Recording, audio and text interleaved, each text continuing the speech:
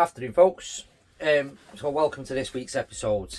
Now, we said that we were going to do a kind of meet the team video for this one as well, and we were going to meet some of our, well, things basically. The company's called Wings and Things, so obviously the wings are all the birds that you met last week, and the things are everything else we're going to meet today. So, I've just literally arrived back from a school, so I've got to put some of our animals back into their enclosures. So as we're doing so, I think I'll introduce them to you as well. So we'll start with the one that's at the top. So these boxes are their travelling boxes that they go out to shows at. Because a lot of the time when they're out at shows, they obviously, with this one, it's got a little hidey hole, so she can hide in here. There you go, she's stuck her head out anyway. So they've got places to retreat when they're out on shows, so they're not always completely on show in some cases. But for those that haven't seen this before, I'm assuming that a lot of you will recognise, hey, where were you going? That a lot of you will recognise this animal. This is what we call a leopard gecko. Now, leopard geckos, they're native to Afghanistan, Pakistan, Nepal. They're predominantly a nocturnal species of gecko. And they're a terrestrial one as well. So this isn't the species that you're going to see climbing up a wall or anything like that. They haven't got the, well, we'll say suction cups, but they're not really suction pads. It's not done by suction. It's actually done by electrical impulses, which creates a magnetic field so they can stick to walls. These haven't got any of that though. They can't do that. But this is Rick, even though Rick is actually a female. The reason why she's known as Rick is a few of our reptiles and insects have been other people's before ours. I'm not going to say they're rescues or anything like that, but unfortunately what happens quite a lot is people can't quite care for these animals for the complete kind of term of their life. So quite often reptiles in the UK and probably around the world as well end up in rescue centres. Now, we're not a rescue centre, as you probably already know, but we do get contacted sometimes by people asking if we can have their pets because they can no longer look after them. This was one of them stories. However, they were told that this was a little boy. I went down to pick her up and had a look at her and figured out that it was a girl, not a boy. However, we kept the name Rick because I think that's quite an interesting story, and it's a good way when we're in schools and we're educating pupils on potentially keeping reptiles. Why not keep a reptile? As in, like, it's not always the best idea because these things are going to live quite a long time. So Rick is 8 years old and hopefully we've got a good few years left in it yet. So reptiles aren't always the best pets for people, especially young kids, because what happens when they get a bit older, well, the pets get left to mum and dad, and mum and dad don't always want to look after these things. But anyway, this is Rick. Let me go and pop Rick away, and then we need a little rock cave as well, because that goes back in the enclosure. Let's pop Rick away and then we'll have a look at somebody else. So let's just put that box somewhere for a second. There we go. Right, so next one we'll have a look at while we're here is, well, we'll have a look at the one that's in the box there. We'll pick up the camera off there for a second.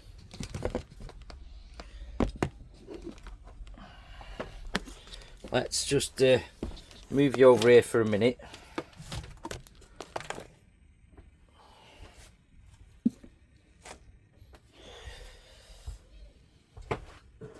And let's just move my chair for a minute. I'm going to need some space for this one, because we took the big girl out today, who lives in this enclosure behind us. Now she lives with Bob. Bob is, well, we've had this conversation lots over the internet, because he was bred in the zoo by a pair of common boas, or what were advertised as common boas. Now, people have been saying over the internet, that's not a common boa, that's a red tail, etc, etc. Today we're going to call it a common boa. His name's Bob, anyway. Bob, come here, you. Is here. There he is. There's Bob. Now, Bob is getting on in his days. So he's just had a really poor molt, actually, which we're trying to pick the rest of it out. He's just had something to eat as well, but he is getting on. However, he's kind of in semi-retirement in there with this girl. Let's move my cup of tea before it ends up getting knocked over. Now, Wendy is a red-tailed boa constrictor. So slightly different species. Ugh. Oh, sorry, Wendy. But a lot bigger, as you can see. Where are you going? Right, you can go and slide yourself off in there. Ugh. She's also very heavy. Now, I don't know her exact weight, which is something we're going to find out very soon, because we've just bought a new pair of scales in the house. So we're going to find out exactly how much she weighs, but I'm estimating at the moment she's around about 3 stone in weight. There or thereabouts. But that's Wendy. Now the other thing is, Wendy was another one from a phone call. We've got a snake, can you help us? Because to be honest, it was in a very small enclosure, and the people that were looking after it were actually scared of her.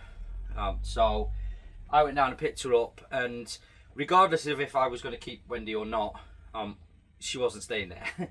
So we picked her up, we brought her back. She now lives in our enclosure here. This goes around the corner there quite a bit, folks, so it's not just this little bit here. And we've got a pond in it as well. So this is Wendy, our female red-tailed boa, who lives with Bob at the moment. There you go. And they've already both gone and curled up round each other. So that's 2 of our snakes that we've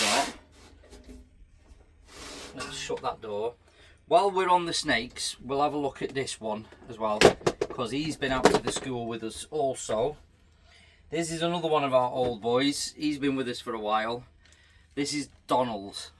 Donald is one of our royal or ball pythons, depending on which name you want to use. Hello, Donald. Now, generally speaking, the kind of old English name for him really is a royal python, and the name that's used more commonly nowadays is a ball python. And the reason for the 2 names, so royal pythons, the scientific name is Python regis, which means basically royal python. It was named in the Victorian times, probably after Queen Victoria, because obviously we liked our royal family in the UK. But also as well, another one that's a story that kind of comes out about these sometimes is, if you see a picture of Queen Cleopatra, quite often she has a snake or a snake bracelet around her wrist. Now, one of the theories is it wasn't actually a bracelet, it wasn't made out of gold, it was an actual real snake. So yes, all the snakes that we have are constrictors.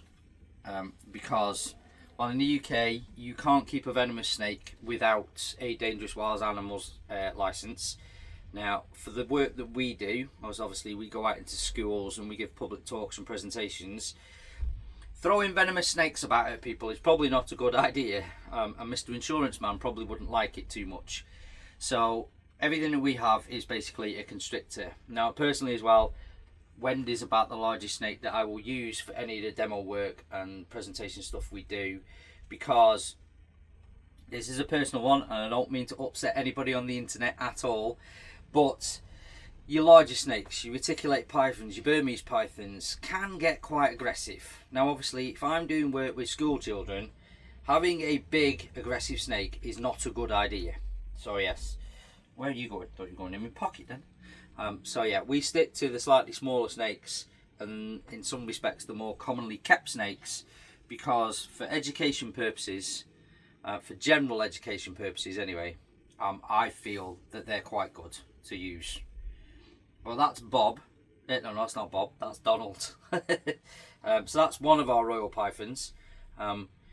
We'll probably get another one out in a few moments just to let you have a look. Now let's pop you back into there for a minute.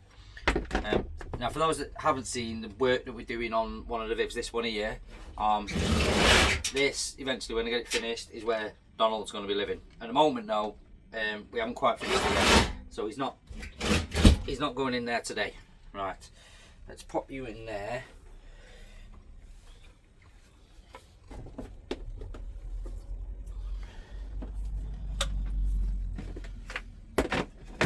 This is where you put lids down for things and can't remember where you've put them. Ugh.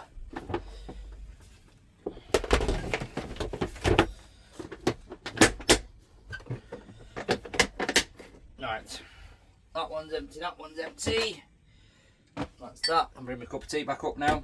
Now, the other one that's been out with the school today. So the lesson I've been doing in school today was about basically housing reptiles, and we took some kit in with us, like heat lamps, heat mats, and thermostats, and all of the sorts of jazz, just to kind of teach some kids about them. Now this though, this is Kiwi. He is our bearded dragon. Again, another one that's come to us from another household. Some of you may have seen this before, but Kiwi isn't one we take out very often. I only take him out for small groups. Now, the problem we've got with Kiwi is he's actually got a bit of a brain problem. There is some sort of neurological disorder going on with Kiwi. Now, unfortunately, we can't really find out what that is without an awful lot of exploration work, CT scans, blood tests, MRIs, all that sort of stuff, which would equate into thousands and thousands of pounds. He's an 8-year-old bearded dragon. In captivity, they live for an average of around about 10 years. 10 to 12 years is kind of the average for them. As much as I hate to say this, you kind of have to look at the functionality of it and the costing of it. If we were to find out what's going on with this animal, exactly what's going on in his brain, how is that going to benefit him? How is it going to benefit me, apart from being thousands and thousands of pounds out of pocket? He has a very comfortable life. He's very happy with what he does. He's very chilled. He can still eat. He still gets round. You're alright, aren't you, mate? Yeah? You're quite a happy little chappy, really. And to put this animal through all that stress for what gain at the end? So we know that his quality of life, sorry folks if you can hear that, it's getting really windy outside. His quality of life is good, and that's what we're going to look at. We're going to keep him going for as long as we can with the quality of life that's best for him. But Kiwi's, he's a good little chap. The thing is, when he gets a little bit overstimulated, he develops a head wobble and he starts to wobble his head. Don't you, mate? But he's become an awful lot more chilled, an awful lot better with everything. You can see that little head wobble then. Well, you're a good little fellow, aren't you? There we go. So, right, that's Kiwi anyway. That's another one of our things group. Right, let me rearrange a little bit, and then we'll have a look at some other stuff.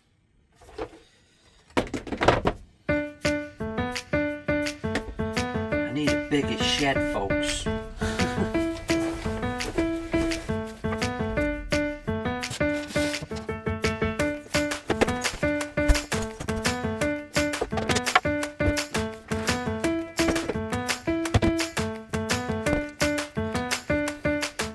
Right, next group of boxes. Well, I've put both boxes down. Both these boxes have got exactly the same things in them, apart from some are a bit smaller than others. There's some in that one, and then if we shift that box to the side, and we'll get the big one out. We've got some much bigger ones. These guys. So these are giant African land snails. Now, obviously, giant African land snails, quite popular as pets with people, and again, a lot of these have come from another source, different sources. Some of them are bred, hence why we've got some smaller ones. What I have done with a few of these is we've actually helped schools. We've given some to schools, and then helped them to set up some enclosures within the school, so kids can get to see these on a more daily basis and experience keeping exotic pets within the school environment, which has gone down really well actually. So there's quite a few schools in the area that I visit now that have all got African land snails. But yes, what these are, yeah, as I said, giant African land snails. There's a few reasons why I keep them. One, if you're going to show people snails, you might as well get the biggest ones you can get your hands on. And two, these guys have, there's quite a big conservation story that's formed around African land snails and because of African land snails. So the parchless snails, which is a group of snails and a group of islands in Indonesia, which are highly endangered, some more than others, and some now are completely extinct. And it basically all started because of these. Over in this area, they wanted to farm snails as a food source, so what you do is you get the biggest ones you can get your hands on and you start to farm them. Now, when they first hatch out their tiny little things, you might be able to spot kind of the paler bit of shell at the end. That's how big the snail was when it first hatched out the egg. And the way that the snail grows is basically along that that ridge there. So basically this snail is turning as it grows. Now, thousands of these things got out all over the islands and started to decimate local plants and crops. So what the Indonesian government did is they come up with this brilliant idea: let's release another snail onto the island that is a carnivorous snail that eats other snails. So it's known as a wolf snail. And what it does, it finds a snail trail and it slides up behind it, kind of climbs on top of the snail, sticks in these kind of almost like straw type things and sucks out the inside of it. Now the problem with that is all carnivores go for the easy option. The easy option wasn't the giant African land snail, it was the native parchless snails, and it pretty much decimated the population of parchless snails. Now these were then brought into captivity and put into breeding programs around the world. Now I think it was about 2 years ago they actually started to release some of the species of parchless snails back onto the islands. However, some species of parchless snails are now completely extinct. So when I'm in schools talking about conservation and some of the problems that have occurred out in the wild, these are a perfect prop.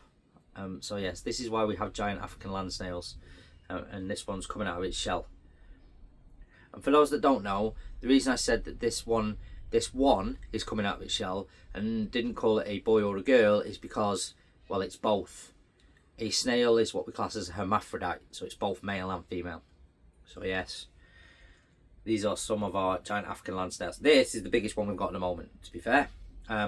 So that's the snails. Let's pop them back into there, and we'll, there you go, them ones have started to come out on the lid there on that one. So let's put them back in there. Okay, next bunch of boxes. So we've got these two here. This one is our olive millipedes. There we go. We've got a couple of different species of millipedes. There's one there, and the one's buried somewhere. Where's the other one gone? It's the only thing when you're keeping insecty stuff, especially the stuff that likes digging, you have to try and find it. There it is. There you go. So these are olive millipedes, which is, it's much bigger than the species that we keep in the UK, but obviously not the biggest species in the world, because the biggest species in the world is the one I'm going to show you next. But just before I do, now millipedes, obviously they get the name because of their legs. Now milli doesn't mean million, milli means 1,000. So millipede should have, in essence, 1,000 legs. It doesn't quite. So on every single one of the stripes down its body, it has 2 pairs of legs. So basically it has 4 legs per body section. So we can work out whether, well, we can work out the number of its legs by that. We can also work out whether it's a male or female by counting its legs. Because on about the 4th section back, I think it is, you will see if there's a set of legs missing, it's a boy. If it's got all its legs, it's a girl. Because instead of its legs on a male, it's where it's basically its sexual organs are, and they're curled up underneath, which they extend out when they're actually mating. So yes, that's the olive millipede anyway. And it's like pulling Velcro off your fingers when you take them off. There you go. You can go back in there. Now the other one we've got, this is the largest species of millipede on the planet. It's something called a black train or giant millipede. There you go. These are from Africa. They're one of the largest species, they are the largest species of millipede on the planet. One of the native names for them, I think it's quite funny, it's Chongololo. I think I've pronounced it right. Now, the other thing about millipedes is there's actually a symbiotic relationship going on there, which is really good for education purposes when we're talking to classes and we're giving kind of talks about how things survive out in the wild, because there's not just a millipede there. There is mites all over its body, which are helping to keep it clean, and then inside we have a gut flora, which basically helps to break down the food that the actual millipede eats. So these are herbivores, they're out and out herbivores, but without that gut flora, these things can't actually survive. The other thing is, now everybody's heard of centipedes as well. Centipedes are completely different. For one, centipedes are carnivores, and they're also venomous, whereas millipedes are fairly harmless unless you try and eat one, because what they can do through tiny little holes down its body, they can secrete something called hydrocyanic acid, which is basically cyanide, which is poisonous to humans. Now, there's only ever been one reported death from millipedes, and the reason for that was it was a collector during the 1800s, went out and collected thousands and thousands of millipedes, stuck them all in little tiny canvas bags, and then threw them all of it into his tent of an evening, zipped himself up to go sleep. But because these millipedes were in all these tiny little bags, they were getting very agitated, so they started to secrete tiny little bits of cyanide all night long. He basically gassed himself in his tent, cyanide poisoning. That's the only ever recorded kind of death from these guys. However, I will say, because I have seen them do it, it's not something you want to stick in your mouth. Because me being me and a bit stupid, I had one on my fingers like this one day, and what I got afterwards was like a yellow stain all over my fingers. So me being me, I thought, oh, I wonder if it's as bad as what everybody says, so I smelt it. Yeah, I won't be doing that again in a rush, because it kind of burnt the inside of my nostrils a little bit. So it's not massively toxic to us, apart from that one gent that had too many in his tent, to be fair. But yes, centipedes, they are venomous. These things, though, are technically poisonous. But there you go. That's them ones. Right, let's have a look at something else, because we've got a few to get through, and obviously we want to keep you interested for the whole time you're here. Actually, while you're here, just while we're thinking about it, there's probably a good time just to remind you on, folks, that if this is the first time coming across us, then please don't forget to subscribe. Drop us a follow, drop us a like, drop us a comment about which one is your favourite animal that we've shown you today. See if you can remember all the animals that we've shown you throughout this video. But yeah, let me know what you think of these videos. Drop a comment, drop a like, drop a subscribe, because the more I know that you guys like these videos, the more of these videos I can actually make. With that said, let's find somebody else. This box is a box that not everybody likes. And I also have to be a little bit more careful with this one, because and there she goes with the hairs already. Thank you very much. This is an outie one. And she's not too happy at all today. Anyway, there he is. This is our golden red rump spider. Now, what she was doing then when I was trying to pick her up was basically knocking all the hairs off. So the hairs on the abdomen are what we class as irritating hairs, which means they're an irritant. So they will now be attracted to my face, to my nose, to my mouth, and then I'll spend the next 20 minutes or so scratching at my face and coughing things up, rather than chasing the spider around. But this is often referred to as a tarantula. Technically, it's not really a tarantula, but it's been known, these big spiders have been known as tarantulas for a good few hundred years now. So obviously, automatically, everybody sees these big hairy spiders as tarantulas. A true tarantula is actually only the size of about a £2 coin. and it is native to southern parts of Europe, and it's called Lycosa tarantula. But when people went exploring into South America and Africa and other places and found these big hairy spiders, they gave it a name that they already knew, which was tarantula. Like I say, this one though is known as a golden red rump spider, and it's native to Mexico. Now she can be quite placid, but this isn't one that we've really handled very much. So when you do try to handle it, she gets a little bit agitated and starts to knock them hairs off, which are a major line of defence for her. She hasn't tried to bite me. She hasn't jumped at me. For one, she can't jump. It's just obviously them hairs, them urticating hairs, can be quite irritant, and there are some people that are allergic to them as well. And the thing is, the more you get hit by them, it's not a case of getting used to them. The more you will become allergic to them. So this particular species of spider, this one, is mainly for people to see, and we don't do much handling with this one. We will at some point be adding more spiders and scorpions to the collection, which are handleable for people. I think one thing I'm interested in getting hold of is some jumping spiders. They're amazing little things, but not yet. So anyway, she's not too happy sitting out in the daylight as well. So most spiders are nocturnal. So being out in the daylight is usually a bad idea, because something bigger and nastier wants to come along and try and eat you. So anyway, right, we're going to pop her back.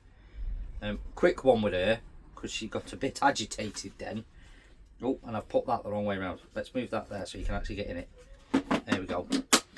Right, next one. These two boxes. So we've got two boxes here. Now this one,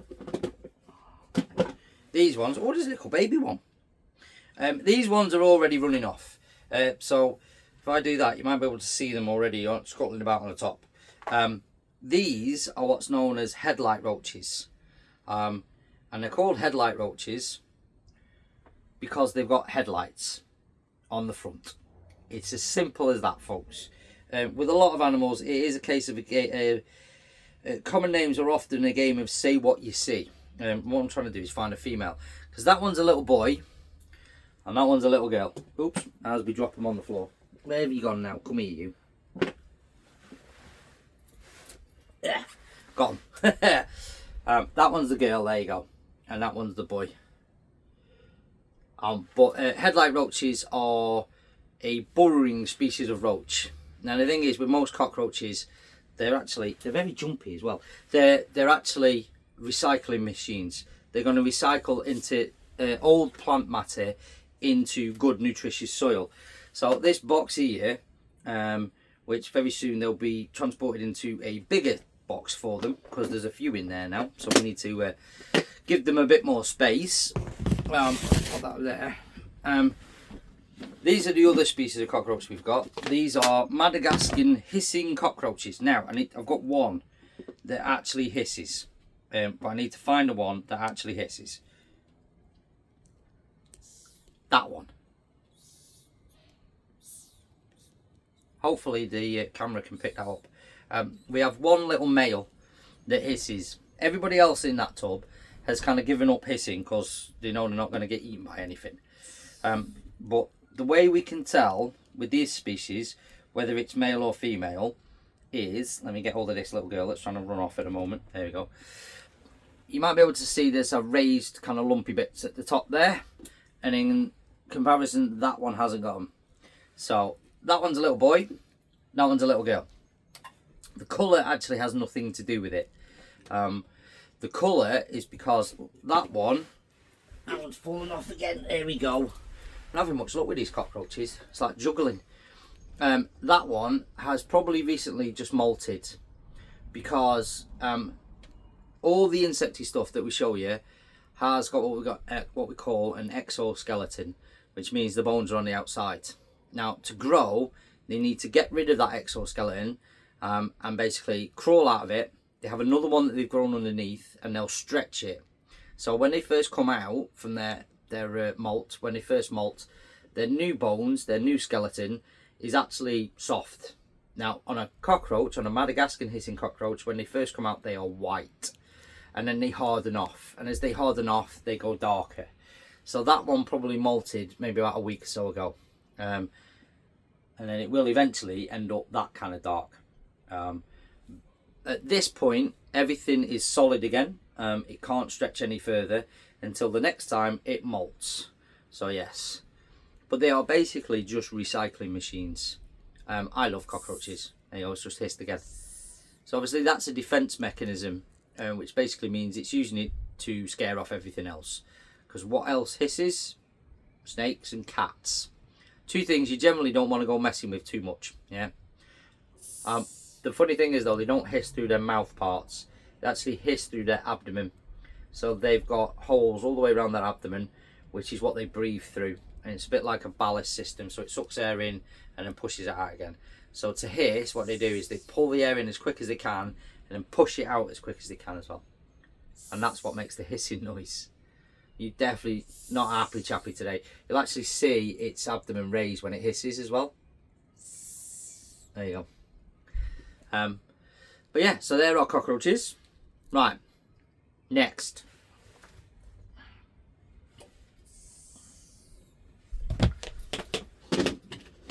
Right, so in these two smaller boxes here at the moment, we have our two.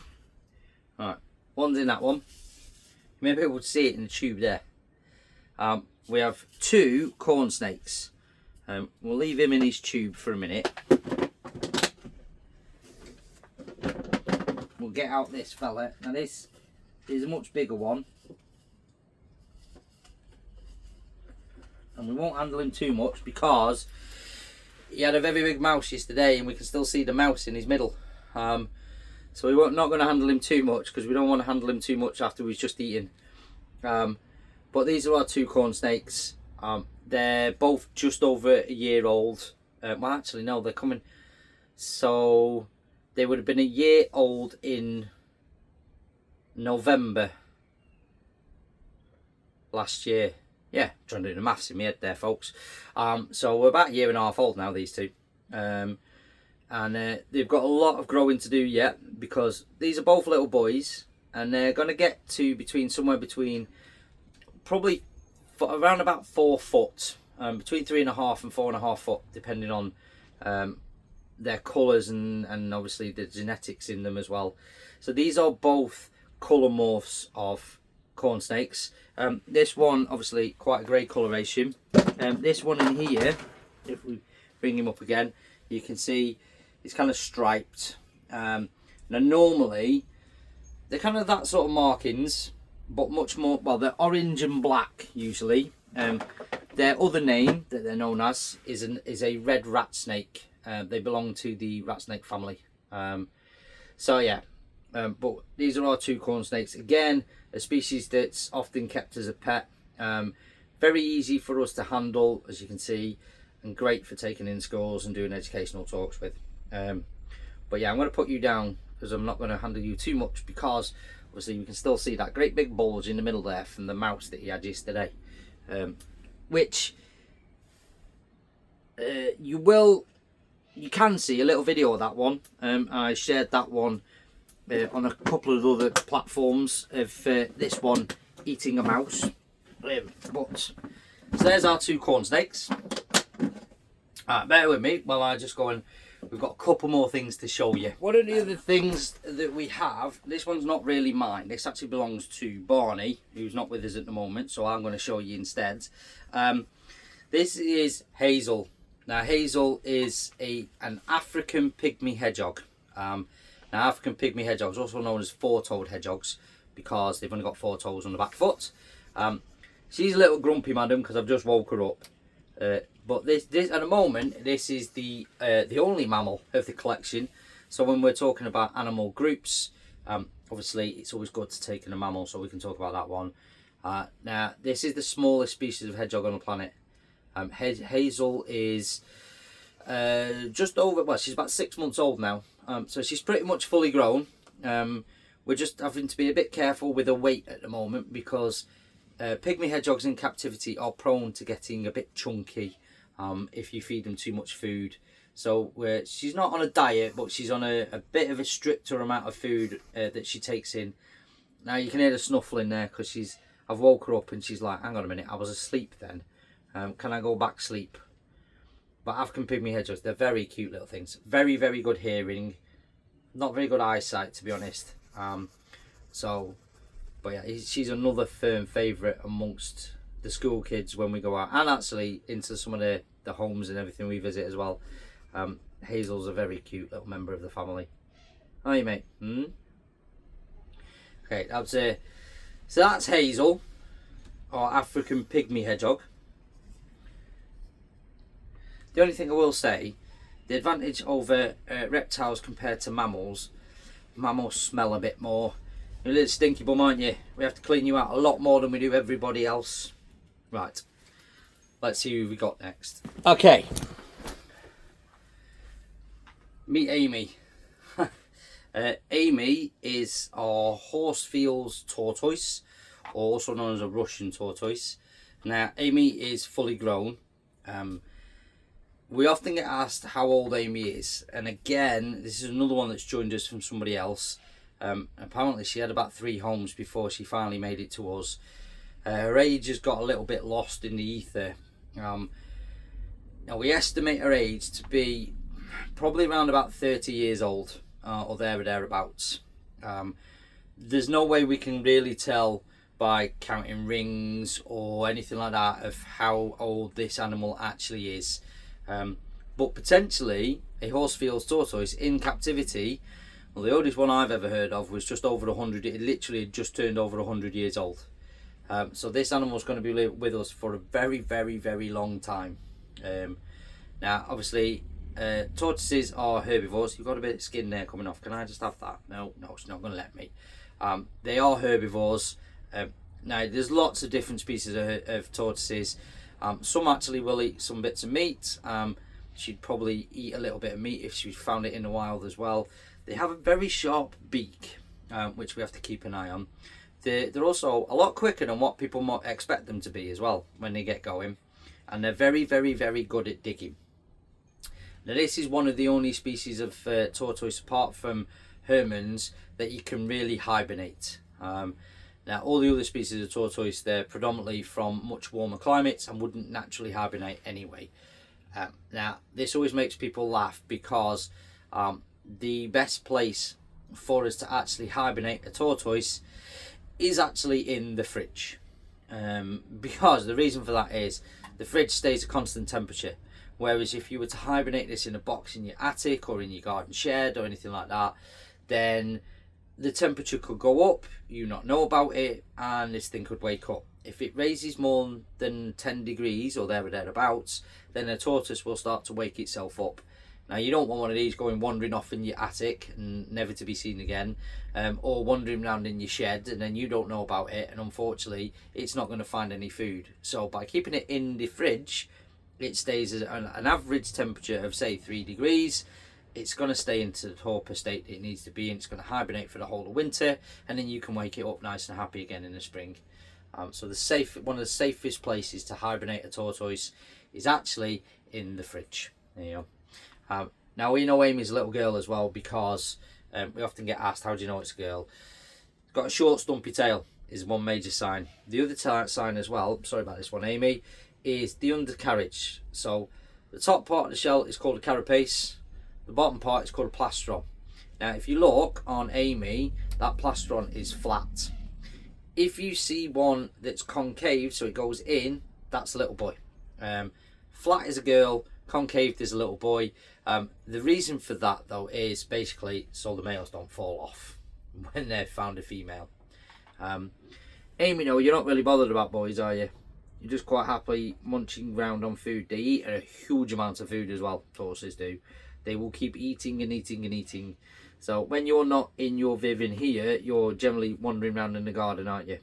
Eating all the dandelion leaves, which is a nice one for these animals. But yes, so that's Amy, our Horsefields tortoise, and you're not going to let me get that. Oh, we got it. There we go. That's our Horsefields tortoise.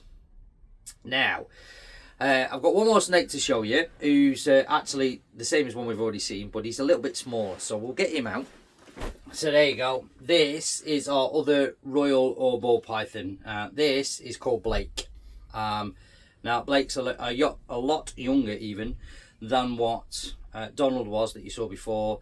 Again, no, this is another snake that's come from somebody else originally. Now, the problem we have with him sometimes is he doesn't always have the best molt. And when he first turned up with us, we'd still got some remnants of old molts stuck on him, which, for those that know, obviously snakes, they don't have any eyelids. Their eyes are constantly open. What they've got is a layer of skin over their eyes that protects them from any dust or muck getting into them. Now, when they molt, their eye case, the bit of skin over their eye, actually comes off as well. In his case, when we first arrived, we found about 4 layers of skin over his eyes that needed to be kind of removed for him to be able to molt properly in the future. So what we do, put him in a sweat box, put him in a box with some water and some sphagnum moss, and then make everything nice and loose, and then we can just very, very gently peel it off afterwards. Now, his last molt was a little bit dodgy as well, but straight away we got him into a box and we popped off them eye cases without any issues whatsoever. But as you can see, he's a lot thinner than what Donald is, but he is around about, if I do the maths correctly now, he's about 8 years old. So he is a bit on the small side for a royal, for a male. However, coloration and markings, he's pretty much as wild could be. The thing with royals, again, a bit like corn snakes, is we get all sorts of colour morphs and weird and wonderful kind of markings on them these days. Some of which have been restricted now, and hopefully banned in some cases, because what the colour morphs were doing was causing all sorts of genetic problems and even behavioural problems as well, and other health issues. So by hybridising, not so much hybridising, by breeding them to gain for colour variations, there has to be some kind of breeding within very close relationship to be able to retain a colour or markings to then breed it on for the future generations, which, as you can understand, causes all sorts of problems further down the line. However, this little chap is fairly good. Yeah, Blake. Yeah. So there you go. That's Blake. Now, we've got one more little insecty thing and one more gecko to show you. So I hope you're still with us, folks. Don't forget though, if you've just come across us, to like, share, follow, do all the normal things as well. One of the ones I'm going to show you in a minute, I'm going to have to show you in his tank, or her tank should I say, because she's not a handleable one. She's one that we've had for a while. It's one of the species that I've always wanted to keep and kept for a while. We have been looking for a little boyfriend for her. Not very successfully at the moment, but hopefully we will do. But we'll show you that one, and then we'll also show you some babies that we've just hatched out from one of our insects that we keep. So yeah, let me go and pop Blake Black back. So these are the little insects that we've hatched. Now, for those that have seen in the past, we have had some stick insects known as Macleay's spectra, or Australian spiny stick insects, and we've had a few babies. Now there's one there which is about second in start, so that's molted once already to get to that size. Now this one here has only just hatched, and you can kind of see the colour variation between the two. Whoops, the box nearly went then. You can see the colour variation between the two, and the size variation as well. So that's straight out the egg, and that's one molt later. There you go. We've got about 4 in here at the moment, but they'll grow up to, and this is the fun bit, trying to get them back off your fingers. They went off my hand. That one's off my hand, and that one doesn't want to come off my hand either. There we go, there we go, get off you, thank you.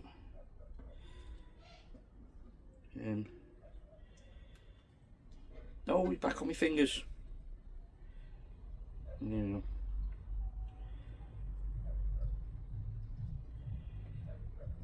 There we go, them two in there. So they'll grow to around about that sort of size. It's quite a large stick insect to look at, fairly impressive ones. The problem you've got with a lot of species of insects is they don't actually live for very long. Some of them can be as little as a few months to up to maybe a couple of years. So when we're keeping insects like that, it's always good to try and get them breeding, so we can keep a colony, so we can keep them and keep displaying them to people when we go out and do our shows and school talks and things. So that's our stick insects. Now, one last thing to show you. So what I'm going to do is we're going to pick you up. We're going to kind of come around this area here, because what we've got in this tank behind me here is up there. Now, yes and no, it's pooed down the glass, so I need to clean that. But anyway, it's up there. And at the moment, it's got some very big cheek pouches. So it's thinking about laying eggs. Unfortunately, there's no male there to kind of produce them with. She can still and will still lay eggs. But she is a Madagascan day gecko.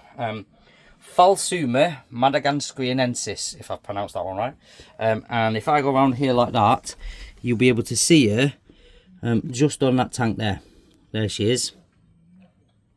Let's open the door in here. There she is, up behind the sprayer.